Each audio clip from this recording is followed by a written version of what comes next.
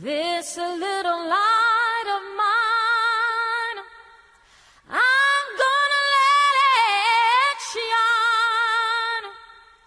This little light of mine, I'm gonna let it shine.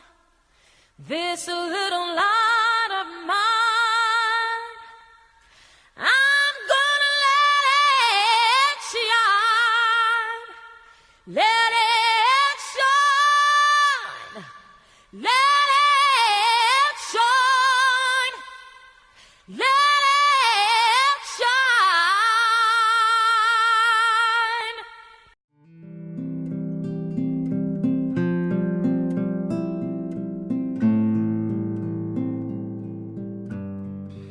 Before electricity, the state and the country were really economically and socially divided.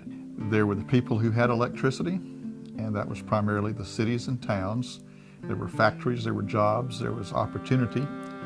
And then there was the rest of the country and the rest of rural coastal Georgia, which was essentially agriculture. My mother worked in the field, and she grew the crop: corn, potato, peas, beans, okra. No lights, no electricity, no refrigeration, no water. Life in this immediate area in Bryan, Liberty, McIntosh counties in the first 2 decades of the 1900s was pretty grim for the majority of people. The difficulties of eking out a living on subsistence agriculture, for one thing, had very little profit value, and it became very difficult to make ends meet. Had lamps. That's the only way we had to see at night was with the lamp light. Yeah. And I had to study lesson by the lamp light. Sometimes I lay on the floor in front of the chimney with my book down there on the floor and study my lesson by the firelight from the chimney. Life was tough on the coast as we didn't have electricity, and people had to wash their clothes outside in the wash pots, and it was just tough going. You didn't have any way to keep your food cold, so you canned most of your food back then. But back yonder, they put that wood in the stove, and you had to keep putting wood in there to get your food get done. It takes so much longer. The New Deal was the program by which the nation began the road to recovery from an economic depression. The New Deal was composed of various federal programs by which people were put back to work and given job opportunities. The New Deal was really the economic salvation of the nation long before World War II came. Well, in 1935, then President Franklin Delano Roosevelt signed an executive order that created the Rural Electrification Administration. The REA was one of the most important of all the New Deal programs because for the first time, rural people all over America, including here in coastal Georgia, had an opportunity for electricity, which changed their lives in so many ways, made their lives better. And when the REA was enacted by congressional legislation in 1935, it immediately set in motion nationwide programs as part of the New Deal to give people an opportunity to better their lives, to have something they never had before. You hear of electricity, and most people associated that with the big cities, but now it was coming to the people that lived on the tidal creeks and the rivers and in the country and on farms, and it made a whole difference in everybody's lives. Well, cooperatives came about because at the time, the investor-owned utilities that served the cities didn't think it was worth their while to run lines outside the city limits. There weren't enough people to sell power to. The farmers weren't going to be able to take advantage of it. If they did run, they wanted to charge in excess of $15,000 a mile, and that was in $1930. And so they made it very cost prohibitive. Now, one thing that farmers knew an awful lot about was cooperatives. They had already had farm market cooperatives, so it was just a natural evolution of that they would form what would be not-for-profit, customer-owned cooperatives. It actually started when the county agents of McIntosh County and Liberty County began to come together and talk. They formed a Coastal Electric Cooperative in June of 1940 and began to go door to door and solicit memberships Cooperatives are a unique business model. They don't teach it anymore in school, we're finding out, but it's where a group of people come together who need a service or have another need, and rather than paying somebody else and let them take the extra profits for it, they get together and do it themselves at cost. And so in our case, providing electricity, we provide electricity to our members at cost. At the end of the year, if there is any money left over, we assign it to their account and give it back to them at some point in the future when our cash allows us to do that. Well, after the coming of electricity was available, it was possible for businesses to do things that used motors. You know, you could have a tire shop. You know, you could have a machine shop. You could have welding. Commercial fishermen, such as oyster fishermen and shrimp fishermen, all of a sudden could make ice to keep on their boats, to keep their catches cold. This was a huge development. Businesses began to really spring up. People who had never been in the commercial businesses began to open businesses, stores and shops and small groceries, all benefiting from electrification to keep their produce cold, their meats cold, and to light their businesses and to stay open after dark when everything before that, everything shut down with sundown. And so now businesses could actually stay open past dark, which would enhance everybody's economic opportunity.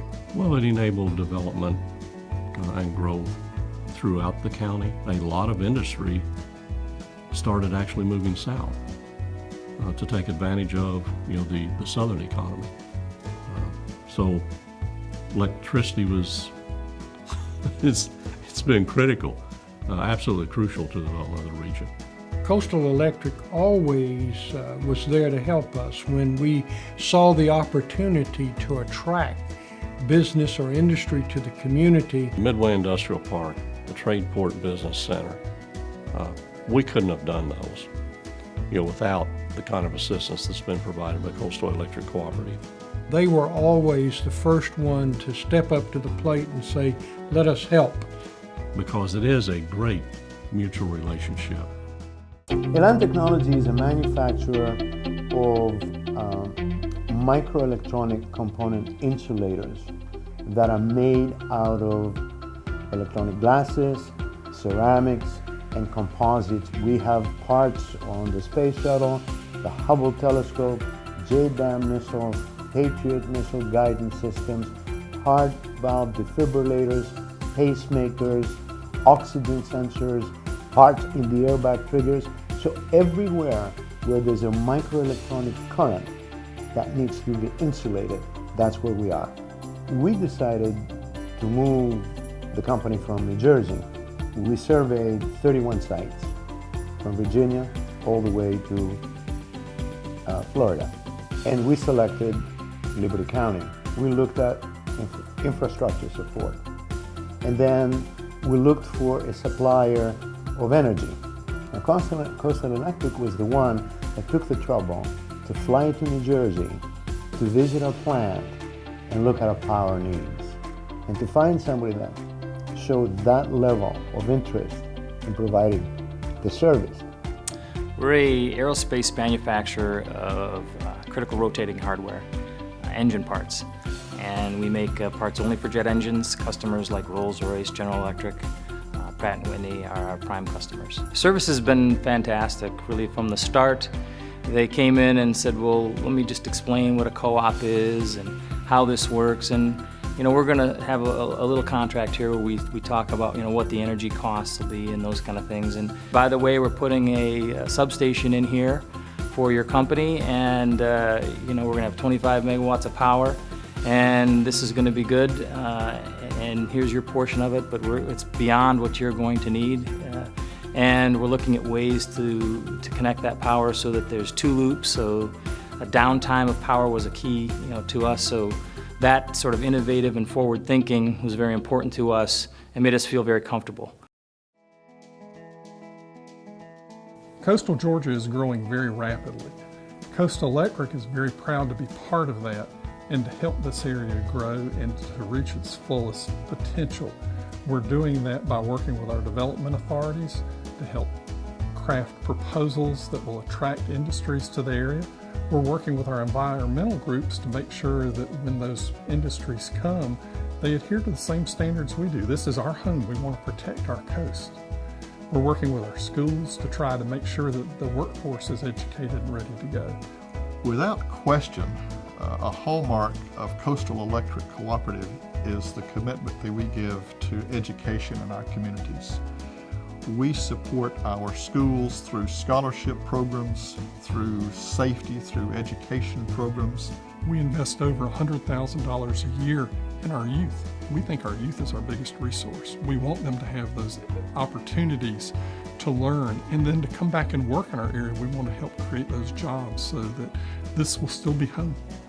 One of the things that Coastal Electric takes great pride in is innovation and technology.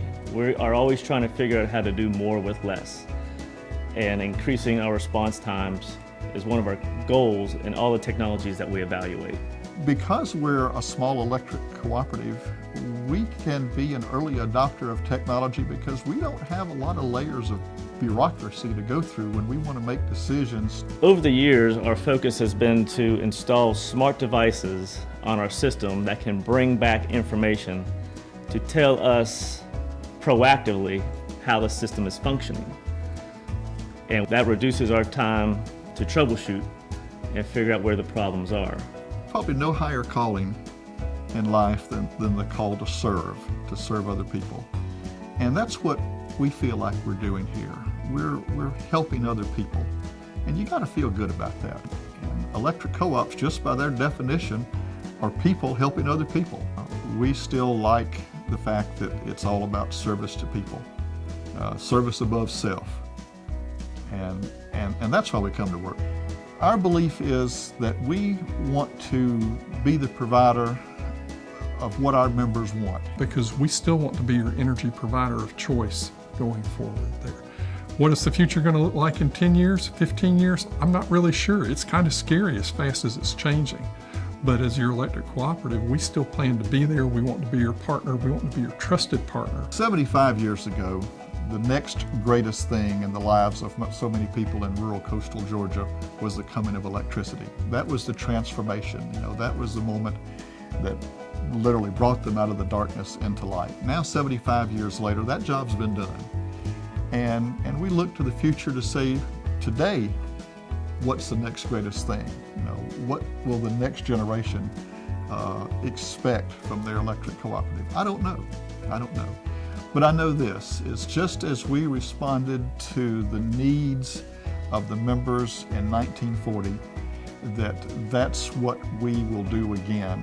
Whatever the future holds, whatever direction the technology will lead us, this electric cooperative will be at the forefront of bringing it to our members. Oh, yes, thank you for everything.